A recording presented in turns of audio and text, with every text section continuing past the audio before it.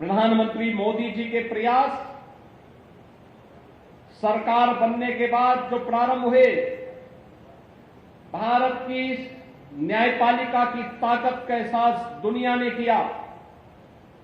कि जिस राम जन्मभूमि के बारे में लोग कहते थे कि अगर फैसला राम मंदिर के पक्ष में हुआ तो सड़कों पर खून की नदियां बहेंगी। आपने देखा होगा पूज्य संतों ने भरपूर प्रयास किया कि हम बातचीत से समस्या का समाधान निकालेंगे, लेकिन जब बातचीत के समाधान के रास्ते समाप्त हो गए और सरकार की भड़धर्मिता आड़े आने लग गई, तो उस समय पूज्य संतों ने लोकतांत्रिक तरीके से संघर्ष का रास्ता चुना। संघर्ष का रास्ता चुनने के उपरांत आप सबने इस बात को देखा होगा, आंदोलन बड़े मजबूती के साथ पूरे देश के अंदर आंदोलन आगे बढ़ा और आंदोलन के आगे बढ़ने की स्थिति थी। ये न्यायालय में फिर मामला जाता है और अंततः प्रधानमंत्री मोदी जी के आगमन के बाद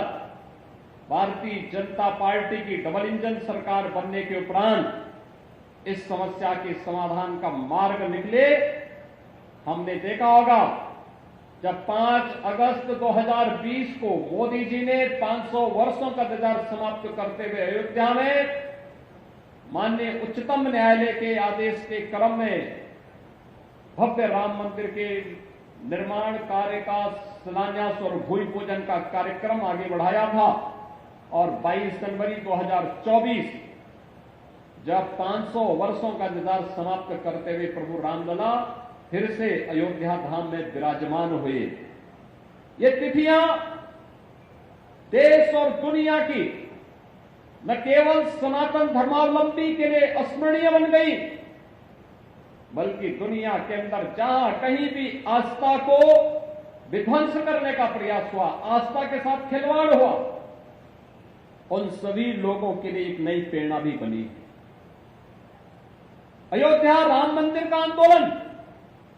इसी अभियान की एक कड़ी है और जिसके पुरोधा में एक पूज्य संत परमहंस रामचंद्र दास जी महाराज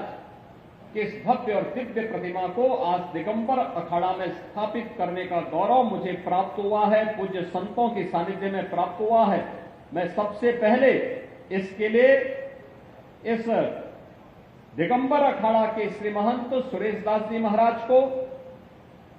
श्री महंत उत्तराधिकारी महंत श्री रामलखन दास जी महाराज को हृदय से मैं इनका अभिनंदन करता हूं और पूज्य संत परमहंस रामचंद्र दास जी महाराज के श्री चरणों में नमन करते हुए अपनी विनम्र श्रद्धांजलि भी अर्पित करता हूं।